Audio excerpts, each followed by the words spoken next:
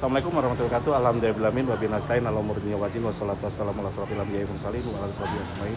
Assalatu wassalamu ala sayyidi ya Rasulullah subhanahu wa ta'ala. Sekarang ini alhamdulillah Islam wal iman wa kafa biman minimah. Kita belajar dari orang yang punya pengusaha hotel sama restoran. Bagaimana dia bisa bertahan. Sebenarnya saya tadi kaget gitu. Pasti bisnisnya dia ini udah mencat orang gitu. Ternyata dia enggak, sob. Kalau saya nggak mencat orang sama sekali, dan saya juga tidak kurangi jamnya. Saya ingin tahu triknya gimana Pak? Kan ini Pak Agus Samijaya. Jadi beliau ini kan punya restoran, punya villa, punya hotel. Kan harusnya terdampak, paling terdampak. Dan pasti revenue-nya turun 90% lebih. Betul nggak Pak? Nah, caranya gimana Pak? Supaya gimana? Ya, kita tetap memotivasi karyawan, tetap semangat, Terus? sabar, dan saling menjaga loyalitas. Saya tanya dulu, betul Bapak nggak mencat karyawan? Sama sekali demi Tuhan, demi Allah saya nggak mencat karyawan Nah. dan tidak merumahkan. Jadi pengusaha ini kayak gini harus tanggung jawab.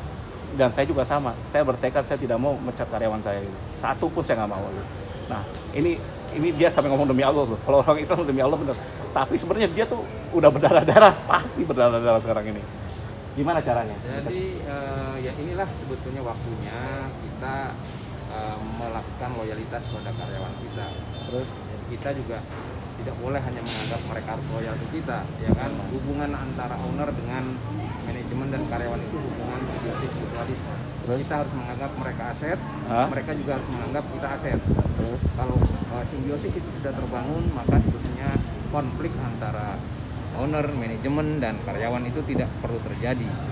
Di dalam situasi yang kayak seperti ini, bagi saya ini adalah ujian kita bersama untuk saling memahami. Karyawan memahami kondisi kita memahami kondisi mereka. Bayangkan kalau tiba-tiba mereka yang biasa bekerja tiba-tiba kita pecat, ya kan? Ya udah tahunan kerja ya? Iya. Yang jelas dia akan nganggur dan lain sebagainya, keluarganya juga akan terlantar dan lain sebagainya. Tinggal bagaimana kita mengatur simbiosis mutualisme itu dengan suasana yang berubah. caranya? Caranya adalah ya misalnya kita punya shift, karyawan itu dalam satu hari 2 shift ya. Awalnya mungkin satu shift itu 30 orang. Sekarang kita cukup dengan misalnya 10 orang. Nah, bergilir kerjanya. Bergilir. Oh. Ya, bergilir. Nah, nanti salary-nya dihitung dari berapa kali dia masuk, total home pay-nya dibagi dengan jumlah hari, maka ketemu per harinya berapa, dikalikan berapa hari dia kerja. Tapi dia tetap punya aktivitas dan kerja dan punya penghasilan. Oh gitu. Pak, beberapa pengusaha lain ya, teman-teman saya yang punya investasi ini, dia malah langsung close down Pak. Memang tentu pasti dia ngelakuan ini trik-trik yang ngejahatin karyawan lagi. Kamu keluar aja dah, nanti saya supaya dapat BPJS gitu. Kan akhirnya dia jatah keluar, dibantu keluar. Ya kan benar gitu, kan bisa masuk dengan iming-iming, nanti kalau udah buka nanti direkrut. Ini akal-akalan. Bapak tidak melakukan itu? Ya itu alhamdulillah. Terus kalau Pak pengusaha kayak gitu gimana Pak? Kenapa? Harusnya kan dia kan lagi sulit. Kalau Justru harus kita bantu lagi sulit itu kan. Bapak tahu nggak ini kondisinya itu kayaknya tahun ini bakal lewat, masih bermasalah. Betul, paham. Terus Ya disitulah persoalan situasi bisa berubah, bisa lebih baik, bisa lebih buruk. Maka yang penting adalah komunikasi, koordinasi, saling memahami. Ada situasi yang memburuk lagi, kita dudukan lagi mereka. Kondisinya begini. oh jadi intinya gini, saya paham maksudnya. Jangan kita menjudge dulu Pak ya. Betul. Bahwa kita ini nanti kita mencat dulu. Kan dengan ternyata seperti itu. Ya. Nah, karena ada telepon ya udah dulu. Sorry nih. Iya, nggak apa-apa. Jadi intinya gitu Sob. Ya. Jadi pembelajar dari orang-orang hebat. Oke, jalan dulu. Nanti kayaknya besok ketemuan ya. Ayo, Ya. Tuh, mau caca. Makasih Pak ya. Yuk. Itulah bicara dengan beberapa kawan saya yang gerak di bidang pariwisata.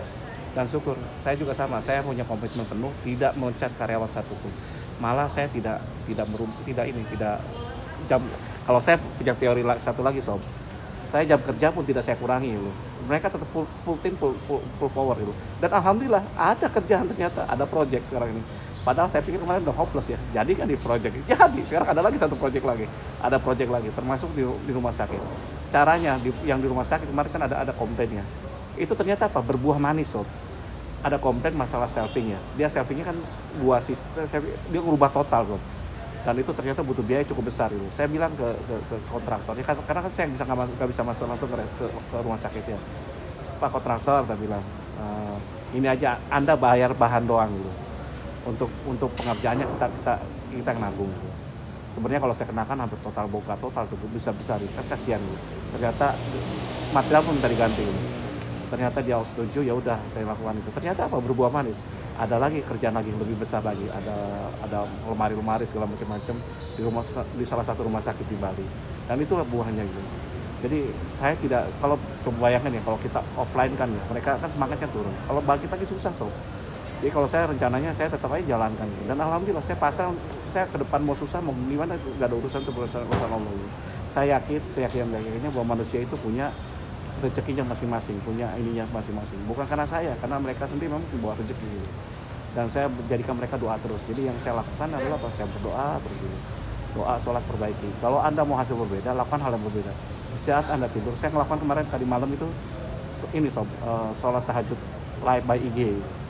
Anda bisa belajar. Saya belajar langsung itu ke Profesor Muhammad Sholeh di Kediri. Wah itu canggih sob, langsung di langit sob. Jadi nggak ada atap langsung. Lama ya, luar biasa. Kemarin masih simpel, kalau lama bisa lama banget saya bilang. Dan itu nggak kerasa sob. Dan itu bisa nyehatkan Anda ya. Jadi kalau di saat orang pada tidur kita bangun gitu. Jadi seperti itu. Dan sampai sekarang ini segar terus gitu. Jadi malam itu saya mandi dulu. Jadi mandi kadang saya 2 kali. Pagi mandi lagi. Wudhu juga sama sering. Setelah itu saya sekarang nih saya lagi ngerutinkan habis sholat tahajud, terus witir, fajar, sholat subuh, habis subuh, duha, baru jalan. Jadi intinya Pak, kita perbaiki terus dan kemesraan kita pada Allah sehingga apapun yang ada di kita itu Allah akan bantu itu karena Allah semua, niatkan Allah. Kalau udah niatkan Allah, kita nggak ada takut ya sob dengan hidup ini, dengan apapun, dengan kondisi saya sendiri saya nggak takut. Dan alhamdulillah Allah memberikan banyak kebaikan dengan saya. Mudah-mudahan apa yang saya rasakan bisa sob rasakan. Ayo belajar. Saya ini kalau salah banyak salahnya karena saya bukan ustadz sob. Saya ini ahli pesawat sob. Jadi saya ahli pesawat. Nah ini udah zuhur nih. Saya tinggal pasti. Zuhur pengadilan dan ini saya pakai jam ini ya. Mengingat ya. Saya tinggal, ya udah nanti saya balik lagi. Jadi kalau zuhur saya nggak mau tunda-tunda. Meskipun pengadilan mau sidang mau apa nggak peduli saya. Zuhur tinggal. Jadi mudah-mudahan saya bisa merasakan apa yang ini. Kalau saya ini kan ahli pesawat backgroundnya. Terus kedua saya pengusaha. Jadi kalau salah dari saya masalah hilafiyah ya maafin aja namanya. Kalau nggak pahamkan saya gitu. Demikian dari saya, kalau salah banyak salahnya, kalau kurang banyak kurangnya wabillahi taufiq wal hidayah. Wassalamualaikum warahmatullahi wabarakatuh.